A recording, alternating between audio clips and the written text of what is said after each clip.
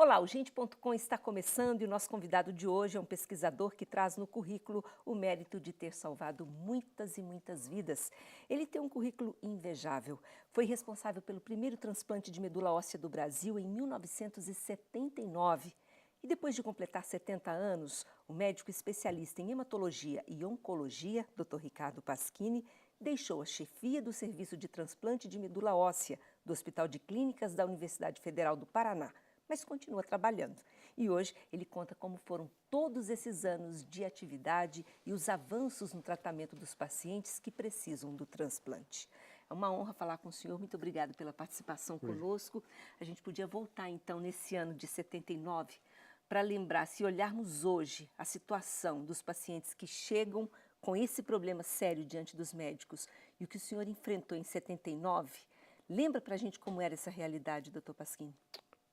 Eu acho que a história do transplante é exatamente essa que nós reproduzimos aqui em Curitiba de uma forma pioneira, na América Latina, na realidade.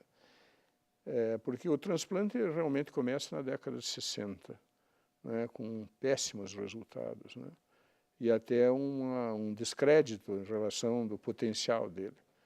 Porque a razão de que o transplante foi estimulado foi em função das mortes relacionadas à energia atômica. E grande parte dessas pessoas morriam pela destruição da medula óssea. E aí vários pesquisadores foram estimulados a estudar esta forma e fazer o transplante, que foi feito em 1958, mais ou menos, os primeiros, e aí na década de 60, e ficou desacreditado, na realidade. Como tudo que é novo, tem uma fase de grande popularidade, mas pouca experiência. Até porque não conseguiam salvar aquelas vidas, E né? aqui aconteceu da mesma forma, porque daí no final da década de 60 e no começo de 70, começou a se mostrar que realmente existia um potencial. E em 79, quando nós fizemos, já tinha algumas doenças que já comprovava, doenças incuráveis, que 80% das pessoas morriam e que o transplante poderia salvar parte delas, né? E foi por essa razão que nós nos estimulamos a desenvolver de uma forma, vamos dizer, amadora, né? Apesar de a gente já ter experiência em situações semelhantes ao transplante, nós desenvolvemos essa habilidade, né, e fizemos o primeiro transplante em pessoas já com uma doença muito avançada, etc., para que a gente pudesse entender como seria um transplante de medula óssea, que é uma situação totalmente sui generis e que a medicina não conhecia ainda, né? Porque ela desfraudou, descobriu várias coisas, vários fenômenos na biologia humana que eram totalmente desconhecidos, né? E aí nós começamos em 79 nessa fase de implantação, de vencer a inércia, de enfrentar as barreiras desde do primeiro transplante em 79, depois em 81 começamos a aumentar progressivamente, enfrentamos dificuldades financeiras, porque não havia ainda subsídio do governo.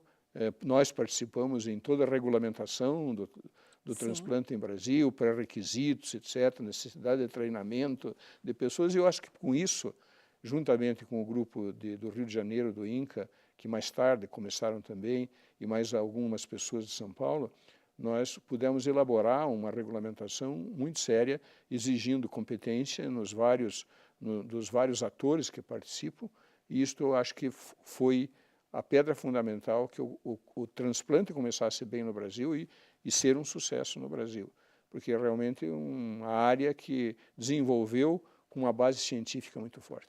Exatamente, uma área que depende de um entrosamento muito grande de toda a equipe, desde o pré-operatório e depois o pós. Mas eu queria perguntar, vamos ver se a gente consegue explicar para o leigo o que aconteceu a partir de 79, o que mudou, qual foi a chave, por que passou a dar certo? A gente consegue entender isso, quem não é da área médica? O que o senhor mudou? Sim. O que acontece é que toda a área de transplante era pouco conhecida, né? E foram as experiências iniciais que foram identificando problemas. E esses problemas acabavam sendo melhor definidos, se encontrando uma melhor solução. Por exemplo, na década de 60, ainda não se conhecia muito sobre compatibilidade entre doadores. E foi o Jean Dossé, que foi um um prêmio Nobel de Medicina, um francês, que identificou que existia essa necessidade de haver compatibilidade. Obviamente, você começa a descobrir melhores doadores, os resultados começam a ser melhores. Aí você enfrenta situações de complicações, né? Complicações infecciosas, por exemplo. Aí começam a aparecer aquilo que a gente chama de infecções oportunísticas. Por que oportunísticas? Porque a bactéria ou micro-organismos encontra uma facilidade maior de se reproduzir em pessoas que têm a imunidade comprometida, que é o que caracteriza o transplante na sua fase inicial. Aí então vai-se atrás de maneiras de prevenir e tratar. E como tratar, quando tratar, mais precocemente, mais tardiamente, etc. E essas habilidades vão sendo desenvolvidas. Ele foi exemplo para outras áreas também, porque desenvolveu outras áreas, as áreas interrelacionadas da medicina, as subespecialidades de gastroenterologia, sim, neurologia, pneumologia, e infectologia, e assim por diante. Todas essas áreas se integraram, porque era um mundo novo, né? O mecanismo de doença era diferente. Então, passou a ser um grande laboratório para conhecimento. Todas essas complicações foram ajustadas, como se prepara o paciente, depois com o aparecimento não só de células da medula óssea, mas de células do sangue periférico, de células do sangue de cordão umbilical. As outras mudaram também, uhum. O contexto mudou um pouco, porque não é bem igual o desenvolvimento, a evolução do transplante usando células de origem diferente, porque existe um conteúdo um conteúdo que não é bem igual um ao outro. Então eles estão mais sujeitos, por exemplo, o sangue periférico, ele é mais eficiente nas doenças mais avançadas, nas leucemias mais avançadas, e a medula óssea é mais eficiente nas menos avançadas. Então todas essas foi uma questão de registrar todos esses dados, sim, como nós fizemos desde 1985, todos os nossos pacientes estão registrados no registro internacional, porque nós não sabíamos o que ia acontecer no Brasil, com as doenças tropicais, etc., se ia ser um desastre, doença de Chagas, tuberculose, etc. E o fato que não ocorreu, quer dizer, então nós demonstramos que isso era possível fazer aqui também.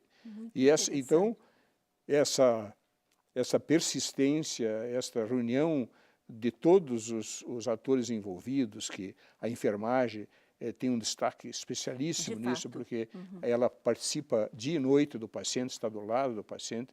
Então, já dizia o Prêmio Nobel de Medicina, Donald Thomas, que foi o pioneiro do transplante, de 1990, ele dizia que é a arma secreta do transplante. Tanto é que, quando ele ganhou o Prêmio Nobel, que ele estava em Seattle e recebeu de madrugada, a primeira coisa que ele fez, levantou e foi falar com as enfermeiras e agradecer. Né? Que bacana. Bom, nós vamos fazer um breve intervalo, daqui a pouco a gente vai conhecer um pouquinho mais o serviço de transplante de medula óssea do Hospital de Clínicas da Universidade Federal do Paraná, que foi criado pelo Dr. Pasquini. Ele esteve à frente por mais de 30 anos e se aposentou, como eu disse há pouco. Daqui a pouco ele fala um pouco mais sobre essa história. Até já.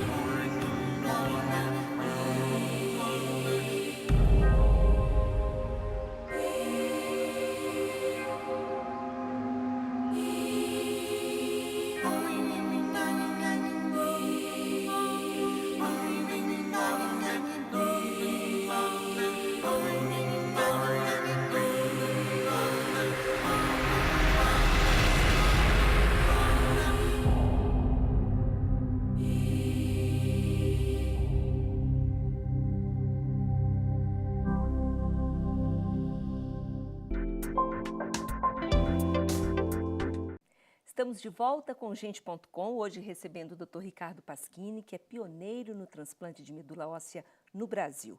E a nossa equipe esteve no Hospital de Clínicas, Dr. Pasquini, para mostrar um pouquinho mais desse trabalho. Vamos ver. O setor de transplantes de medula óssea do Hospital de Clínicas funciona desde 1979. Até o ano passado, foram 2.281 transplantes realizados por uma equipe que é referência no Brasil. Vem gente de todo lugar para cá. Roberto veio de Minas Gerais com o filho Matheus. Em Minas Gerais faz o transplante, mas é leucemia, é umas coisas menos graves. E o transplante de medula óssea é mais indicado que Curitiba mesmo. A equipe que atende os pacientes e as famílias é grande e envolve profissionais de diversas áreas. Keiko é enfermeira aqui há mais de 30 anos. É como se a gente promovesse um novo nascimento para esse paciente, né? Então, a gente precisa se envolver bastante porque eles sofrem muito. A gente retira ele da vida normal, submete ele a um tratamento em um local totalmente desconhecido e depois devolvemos ele para a sociedade. Como o paciente passa, em média, até 30 dias no hospital, a terapia ocupacional tem um papel decisivo no processo. O principal objetivo é tentar levantar o histórico ocupacional do paciente. O que seria isso? As atividades que ele realizava no cotidiano, da rotina dele antes do tratamento e antes de vir para o transplante, para que a gente consiga, dentro do possível, mantê-lo ativo, mesmo hospitalizado, mesmo doente, mesmo mais triste, mantê-lo ativo durante a internação. A psicologia também é fundamental. O que a gente faz é um diagnóstico da personalidade, de como que ela enxerga a doença e o tratamento e quais as repercussões emocionais e no sentimento e nos pensamentos em relação a isso que ele está vivendo nesse momento. Então, através do diagnóstico, nós podemos levantar alguns comportamentos que são fatores de risco ou fatores de proteção. Para aliviar as tensões e preocupações, a música é uma arma poderosa e vem do violão de Carlos, um voluntário. Isso aí muda totalmente o foco, né, do paciente. Ele se sente realizado, melhora a autoestima dele, enfim, ele fica mais alegre. É preciso faz para poder sorrir, é preciso a chuva para florir. Quem já passou por aqui sabe a importância de todo esse trabalho. O transplante foi no ano 2000, mas até 2003 foi 8 anos praticamente sequente. Sempre, quase todo dia vindo aqui. Até 2000 tive que tomar bolsas de sangue, né? Fui fazido bolsas de sangue. E olha, praticamente 8 anos assim que, graças às pessoas que trabalham aqui, os funcionários, os médicos, tudo, sempre animando a gente, que a gente vinha animado. Como é que foi esse contato com os médicos, com os enfermeiros, com toda a equipe? Olha, vamos dizer assim, mais que amigos. Eles me deram muita força. Isso faz parte da minha vida, é minha casa, eu gosto muito, então eu sinto muito orgulho de fazer parte dessa equipe. Eu tenho que agradecer diariamente todos os pacientes, todos os pacientes. Cada um é uma história, é uma vida, é um processo e eles são verdadeiras lições de vida. E por um bom tempo é como se eles passassem a fazer parte da família, né, doutor Pasquini? Por essa convivência, não é verdade? Sem dúvida. Tanto a Maribel, que é a psicóloga, né, faz um trabalho importante dentro da equipe, dentro dessa grande equipe que existe, né? Disso todo dia, mas também ela está preocupada com o futuro desses pacientes. Tanto que a tese de mestrado dela foi saber as repercussões futuras do transplante, como é que eles estão integrados ou não na sociedade, que tipo de atividade. Curiosamente, quando ela comparou com uma população normal, pareada, assim, da mesma característica, eles tinham assim uma qualidade de vida para eles melhor do que as pessoas que não tinham feito transplante. Olha que interessante. Obviamente que porque os valores modificam. Né? Valorizam mais a vida e as pequenas coisas do dia a dia. Então, né? ela faz esse trabalho, fez doutorado, eu fui orientador dela. Né? E isto que constrói o transplante é essa profundidade, não é apenas o paciente que entra e que faz e que vai para casa, né? Há registro, há inúmeras dissertações de mestrado, de doutorado, de concurso de professor titular, que usou todas essas informações para mostrar, né, para mostrar fatos novos, característicos, que nós fomos até pioneiros, né? Nós temos... Isso que eu ia perguntar, áreas em que nós ainda somos pioneiros, porque as pesquisas não param. E das possibilidades, desde esse início de 79, depois o senhor mesmo foi citando o sangue do cordão e tal, e hoje já é possível fazer o transplante até quando não há total compatibilidade, não é verdade? Vamos falar sobre isso, dos avanços? Esses são os avanços que começam com uma compatibilidade completa e depois a tolerância de certo grau de compatibilidade. Mas essa compatibilidade é complexa, porque antes nós sabíamos, vamos dizer, só o exterior da compatibilidade. Hoje nós conhecemos o interior, que é a parte molecular, que nós vamos lá no gene e sabemos se ele é igual ao outro ou não. Então isso chama-se a compatibilidade em alta resolução, e que nós quase que aproximamos um doador, por exemplo, não aparentado, com um aparentado. Eles são genotipicamente idênticos, né? E aí, então, escolhendo o melhor doador, nós teremos os melhores resultados. Mas nem todos têm esses doadores. Apesar de existir hoje no mundo 22 milhões de doadores voluntários registrados, e o Brasil hoje tem o 3º ou 4º registro de doadores voluntários, ainda assim nós não conseguimos conquistar os doadores. E, obviamente, que há grupos que passam a estudar desde o laboratório, em animais ou em cães. Aliás, foi uma grande evolução no transplante, foi feito em cães beagles, que estão na moda agora, os comentários, né? Isso foi desenvolvido em Seattle, e realmente com um respeito muito grande desse grupo de pesquisadores. Mas o que se descobriu especificamente nesse teste com os cães? Nesses testes se faziam transplantes, vamos dizer, faziam os transplantes e conheciam toda a evolução do transplante, as complicações, etc, etc. Né? Bom, mas então foi-se alguns grupos, começou isso na Itália, Israel, etc., as primeiras experiências com doadores que não fossem totalmente idênticos, que fossem até 50% idênticos. Quando é 50% idêntico, passam todos a ter doadores, porque daí será a mãe ou o pai ou irmãos que acabam sendo, os pais obrigatoriamente são 50% idênticos, né? Então, isso quer dizer que se chega um paciente hoje, a chance dele não passar por não ter doador já é mínima hoje? É mínima. Só que esta área ainda do transplante, que é chamado haploidêntico, haplo significa metade, idêntico, ainda não se aplica em todas as situações, né? Está se desenvolvendo isso porque houve primeiro uma demonstração na década passada de que era possível fazer isso, mas assim com muita tecnologia e com custo mais alto, muitas complicações, até que nos últimos 5 anos um grupo de Baltimore, da Johns Hopkins, desenvolveu uma técnica que tornou-se muito mais ampliada a aplicação desse haploidêntico. Nós já temos feito haploidêntico aqui, já um número, acho que é mais de 30, já fizemos, em situações as mais variadas, né, que às vezes até de resgate de pessoas. Então, é um transplante que a gente domina já a técnica, mas ainda tem muito a aprender, porque eles têm um pós-transplante diferente dos outros. Entendi. A recuperação imune é diferente, e as complicações infecciosas, nós temos que estar muito mais bem aparelhados para identificar infecções virais, etc., para tratar precocemente. De qualquer forma, uma grande esperança. É um contínuo desafio o transplante, ele não para, por isso que ele está crescendo.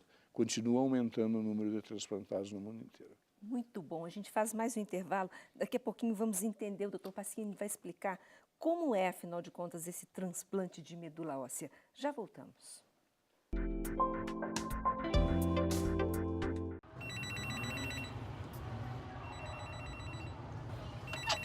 Alô? Por favor, me ajuda. O que está acontecendo? Eles tomaram conta da minha casa, tô com medo. Mas eles quem? Liga para o 190. Tentei ligar para a polícia, bombeiro, mas tá tudo Mas você tem que me dizer onde que você tá pra mim poder te ajudar, pô. Meu Deus, eles passaram pela porta. Ai, meu Deus, o que eu posso fazer? Estão aqui dentro. São 3, Passa o endereço. Tem que chamar a polícia. Mas calma, calma. O que que tá... Calma. Gente do céu, que nojo que eu tenho de rato. Mas catar. Mas é filha da mãe mesmo. Sacanagem mesmo, né?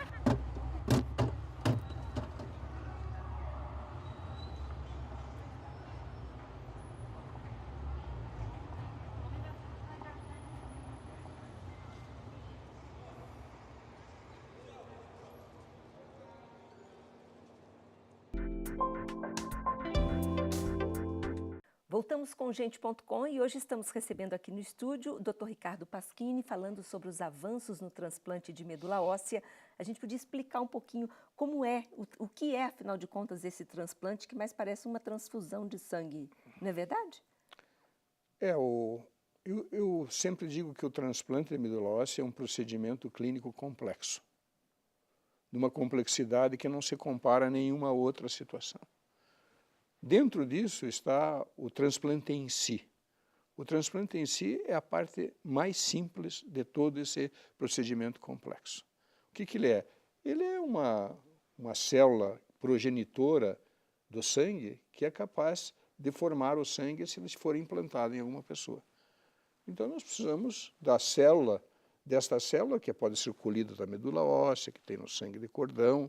Quer dizer, o ato em si do transplante realmente é um ato sem risco e muito simples, não é cirúrgico, não é uma cirurgia que se faz. Para o doador, por exemplo, ele tem que ficar no hospital, como que é? O doador, ele pode doar a medula óssea ou o sangue periférico, né?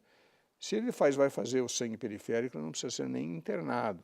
Se ele vai fazer a medula óssea, ele tem que ser feito uma anestesia e fica 24 horas no hospital no máximo, né? Isto depende da situação e da decisão do doador, porque a decisão do doador tem que ser respeitada, se ele quer se submeter à anestesia ou se ele vai se submeter a pôr um catéter quando é necessário. Então há uma relação com o doador explicando as necessidades e as vantagens e ele vai decidir, o doador principalmente não aparentado. O aparentado está pronto para tudo, porque tem essa ligação emocional, familiar, mas o não aparentado, a decisão final é dele. E isso ocorre num sigilo completo, sim. Não se sabe, é o centro que ele está registrado, que coordena. Então existem regulamentações internacionais de respeito ao doador, etc., né? O ato em si é simples, mas ele gera situações clínicas complexas. E aí é a grande oportunidade de você ter uma equipe e uma infraestrutura para identificar os problemas, para tratar precocemente, né? Para seguir depois do transplante, ainda durante 3 ou 4 meses. Né? Bom, o Dr. Pasquini, falando sobre tudo isso com tanta propriedade, a gente tem que lembrar que ele passou mais de 50 anos da vida dentro de um hospital, inaugurou o Hospital de Clínicas, né, Dr. Pasquini, da Universidade Federal do Paraná, e não é por acaso que os funcionários, os profissionais da equipe falam sobre o senhor com o maior carinho, com muito respeito. Quer ver só? Ele é o pai, né? É o criador, é o pioneiro. Então, o Dr. Ricardo é assim, é a fonte de inspiração, é ele que sempre agarrou tudo e empenhou-se. E a vida dele toda foi dedicada à criação disso daqui. Sem ele, isso aqui não existiria. É um grande mentor e eu sou uma grande admiradora dele, sempre fui. Por que isso? Pelo caráter, pela posição ética, pelo conhecimento e eu diria, pelo entusiasmo dele. Parabéns pela equipe do Dr. Pasquini, parabéns por cada participante da equipe do Dr. Pasquini, cada médico. Pode dar certeza, nós pacientes agradecemos. Com a maturidade da própria idade, apesar da firmeza, da postura, sempre muito firme em relação aos critérios científicos, assistenciais, acadêmicos, e hoje ele tem uma maturidade que ele se tornou um homem mais doce, vamos dizer assim. O senhor era bravo, doutor Pasquini? Não, eu sempre dizia que todos diziam que eu era bravo, mas eu achava que eu era justo. Então, eu era justo, porque eu realmente defendia as causas justas, cujo foco era o paciente. Não, e também temos que lembrar que o senhor desenvolveu todo esse trabalho dentro de uma instituição pública. Como conseguir esses avanços de pesquisa dentro de uma instituição pública que é burocrática, quer dizer, tudo é difícil você contratar um funcionário, é difícil ter um equipamento novo, muito mais complicado, não? Mas o meu princípio era isso, eu acho que esses métodos devem ser desenvolvidos em ambiente universitário. Sem dúvida. Não, isso nunca vai ser desenvolvido em hospital privado, porque não há quem financie e as pessoas realmente não gostam de ter prejuízo. E o hospital público, e principalmente o hospital universitário, que é um ambiente ideal para o desenvolvimento dessas áreas. E esse sempre foi o meu entendimento. E o que aconteceu no Brasil, que realmente os hospitais universitários lideraram. Nosso, São Paulo, Botucatu, que junto com o Jaú, e outros hospitais em Minas Gerais, o Rio Grande do Sul, no Hospital Universitário do Rio Grande do Sul, em Santa Maria, da mesma forma. Então, esse o núcleo inicial, cresceu dentro de um ambiente acadêmico, que infelizmente está desaparecendo, o ambiente acadêmico, mas naquele momento ele era muito forte. Isso é muito bom. E hoje a gente já chega a um número aí de 50 mil transplantes no mundo por ano. Por ano. Isso é muito animador, né? O senhor acha que vamos chegar a uma condição de não haver fila de espera para os pacientes? Bom, isso depende do local, né? Nós fizemos o levantamento agora da América Latina, que existe um grupo latino-americano tentando estudar, e alguns países já estão muito atrasados, né? Nós fazemos em torno de 100 transplantes por 10 milhões de habitantes por ano, o Brasil.